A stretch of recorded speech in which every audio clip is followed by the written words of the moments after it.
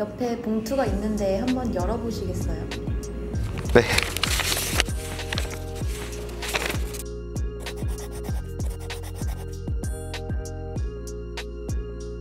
그래도 이 내용물에는 1.5룸이네요. 보통 1.5룸이 조금 더 비싸서 많이 못 구하는 편인데, 청년이라는 나이가 되면 누구나 이제 독립을 시작해야 되는데, 그 독립을 할 때 가장 고민되는 첫 번째 관문이 역시 집이라고 할 수 있죠. 한국에서는 집값도 워낙 비싸고 워낙 세입자들의 권리들이 열악한 상황에 놓여 있다 보니 특히나 집 문제에 대한 고민이 청년분들한테 가장 많지 않나라고 생각합니다.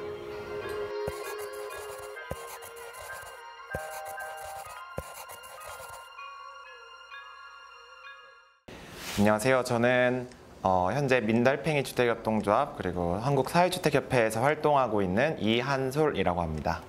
오랫동안 청년 주거 문제 해결을 위해서 노력하셨는데, 그러면 청년 주거 문제에 관심을 가지시게 된 이유가 있으세요? 처음에는 제가 지방에서 학교를 나와서 대학을 서울로 오게 됐는데, 제가 다니던 대학 근처에 월세가 워낙 비싸기로 유명한 데긴 했어요. 그래서 대학 다니는 동안 혹은 그 이후에도 상당 기간을 혼자 살아본 적은 없었습니다. 항상 누구랑 방을 같이 쓴다든지 뭐 이렇게 하는데, 그러다 보니까 사실 나는 내 집 같은 느낌을 받아본 적이 너무 없었던 거죠.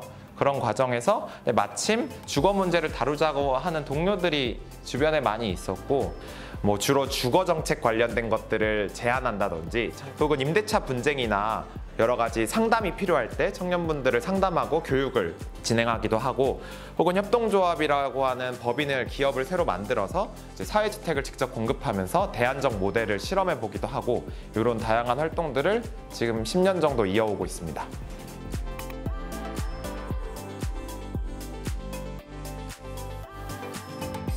그럼 혹시 1인 최저 주거 기준을 알고 계신가요?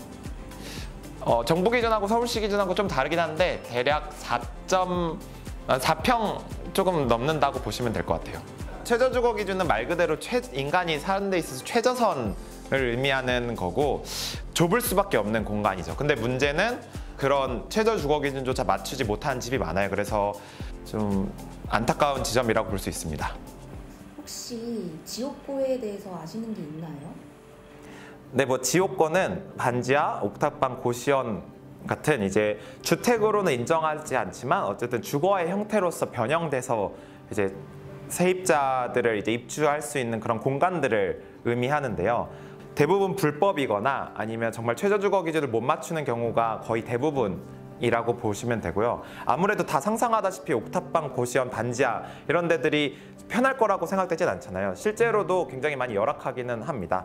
근데 문제는 청년들이 지옥고에 거주하는 비율이 일반 세대가 거주하는 비율보다 약 2배 정도가 높습니다. 그게 왜 그렇게 되냐면, 지옥고는 어쨌든 그 보증금이 많이 없어도 입주할 수 있었기 때문에 청년들이 그런 지옥고를 많이 선택할 수밖에 없었어요. 그래서 이제 지금 지옥고 비율이 매우 높게 나오면서 그 안에서 보건이라든지 휴식이라든지 이런 것들이 적절하게 보장되지 못하는 상황이라고 보시면 될 것 같습니다. 일단은 주요 청년 주거 정책을 주요하게 다루는 부서가 5개 정도가 있는 것 같아요. 그래서 뭐 고용노동부라든지 국토교통부라든지 청년주택 공급에 대한 상황들, 혹은 지원을 적절하게 받아서 주거 불안을 좀 해소하는 데 이바지하고 있는지 이런 것들을 체크하는 어떤 전담 부서들이 생기게 되는 변화가 있었고요.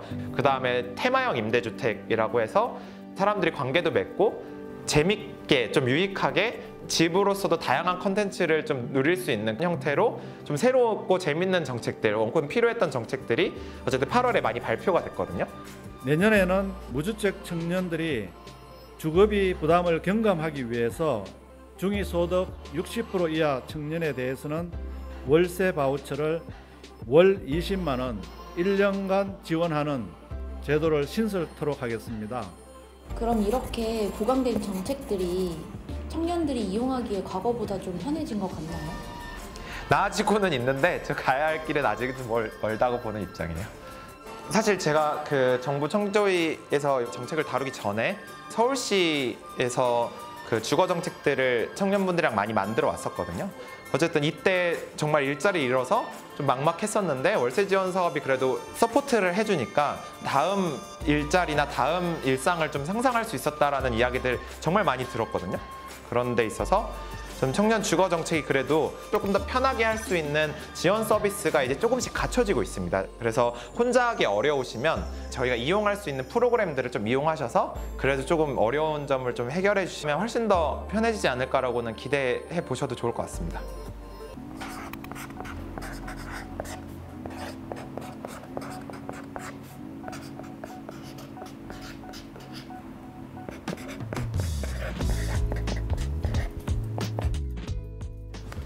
우리에게 집은 당연한 공간입니다 라는 메시지를 전하고 싶었습니다. 청년 정책이 왜 청년만을 특별하게 우대해야 되냐 이렇게 바라보실 게 아니라 한국 사회가 더 불평등해지는 것들을 이 청년기에 채워주지 않으면 어쨌든 양극화는 심해질 것이기 때문에 이런 부분에 있어서 한국 사회가 더 나아가는 방향에서 청년 정책이 다뤄지는 게 매우 중요하다고 생각합니다.